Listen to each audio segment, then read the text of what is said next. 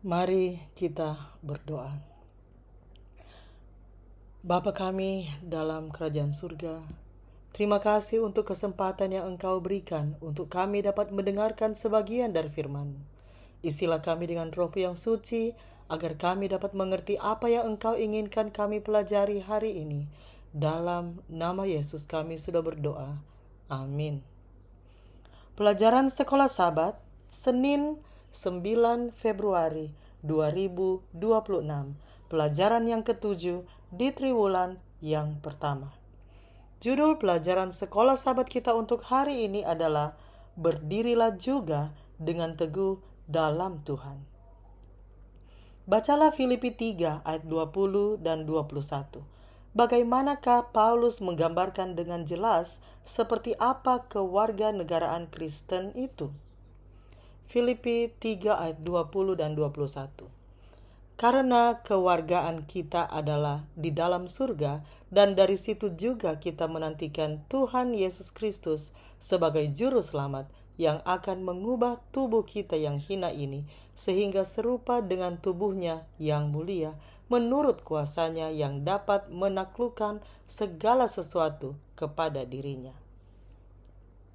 Berbeda dengan musuh-musuh salib yang pikiran mereka semata-mata tertuju kepada perkara duniawi dan tidak memiliki Tuhan lain selain perut mereka sendiri. Filipi 3 ayat 19. Kewarganegaraan orang Kristen ada di surga dan raja kita adalah Yesus Kristus sendiri. Untuk menegaskan hal ini, Paulus menyoroti perlunya tubuh kita yang hina ini, yang rentan terhadap penyakit, kemerosotan, dan kematian untuk diubah agar serupa dengan tubuh kebangkitan Kristus yang mulia. Bagaimanakah ayat-ayat berikut menggambarkan keadaan tubuh yang dimuliakan? Ayub 19 ayat 25 sampai 27.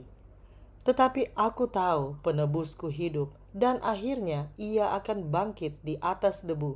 Juga sesudah kulit tubuhku sangat rusak, tanpa dagingku pun aku akan melihat Allah, yang aku sendiri akan melihat memihak kepadaku. Mataku sendiri menyaksikannya dan bukan orang lain.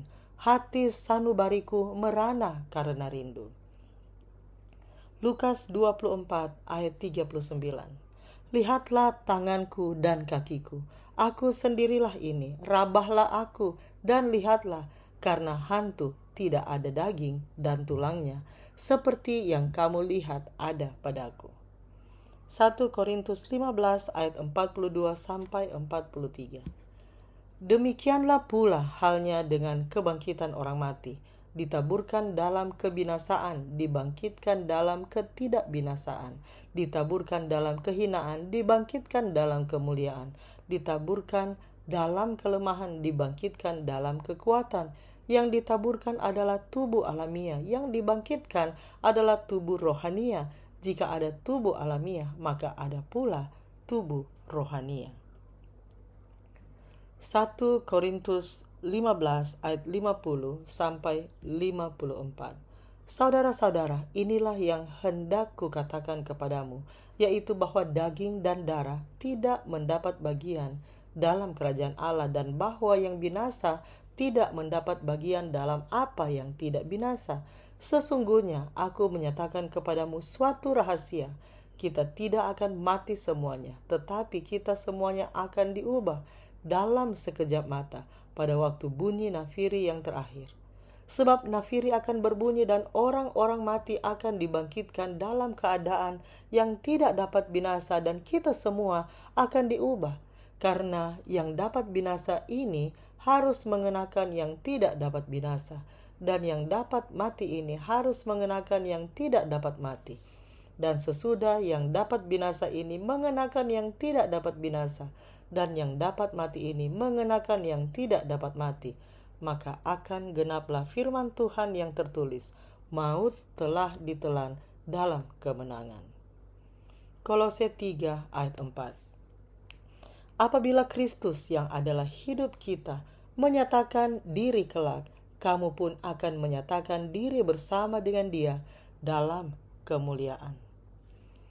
Pada akhirnya, melalui Yesus, kematian musuh yang terakhir akan dikalahkan. 1 Korintus 15 ayat 26. Dan itulah harapan kita yang terbesar. Janji tertinggi yang telah diberikan kepada kita di dalam Yesus bukan hanya berakhirnya kematian, tetapi juga tubuh yang baru, bahkan tubuh yang mulia. Filipi 3 ayat 21. Dalam sebuah buku tentang cara menemukan keselamatan tanpa Tuhan, yang berpendapat agak bodoh bahwa mengatasi ketakutan akan kematian adalah keselamatan, penulis Luke Ferry mengakui bahwa kekristenan memampukan kita tidak hanya melampaui ketakutan akan kematian, tetapi juga mengalahkan kematian itu sendiri. Dan dengan melakukannya dalam kaitan dengan identitas pribadi, bukan sekadar anonimitas atau konsep abstrak. Tampaknya ini adalah satu-satunya pandangan yang benar-benar menawarkan kemenangan pasti dari keabadian pribadi atas kondisi kita sebagai makhluk fana. Sebuah pengakuan yang cukup mengejutkan mengingat dia adalah seorang ateis. Bagi Paulus, kewarganegaraan surgawi kita mencakup janji kebangkitan dan kehidupan kekal dalam keberadaan yang sepenuhnya baru, sesuatu yang saat ini nyaris tak dapat kita bayangkan. Mengapa janji kehidupan kekal begitu penting terhadap semua hal yang kita percayai? Apakah yang mungkin ditawarkan dunia ini yang sepadan dengan pengorbanan yang ditawarkan Kristus kepada kita?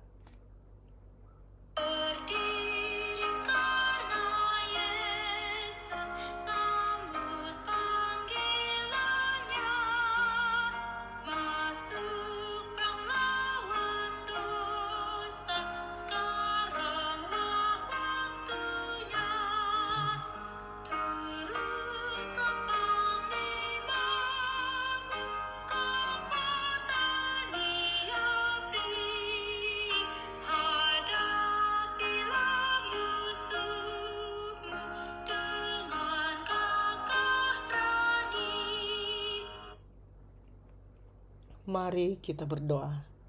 Bapa kami dalam kerajaan surga, terima kasih ya Tuhan untuk pelajaran hari ini, di mana kami diingatkan dan dikuatkan untuk berdiri dengan teguh di dalam Engkau. Mampukanlah kami ya Tuhan untuk terus menjadi kuat dan menjadi terang dimanapun kami berada. Kasih-Mu menuntun kami senantiasa. Di dalam nama Yesus kami sudah berdoa. Amin. Demikianlah pelajaran Sekolah Sabat Senin 9 Februari 2026. Sampai bertemu di pelajaran Sekolah Sabat selanjutnya. Tuhan memberkati.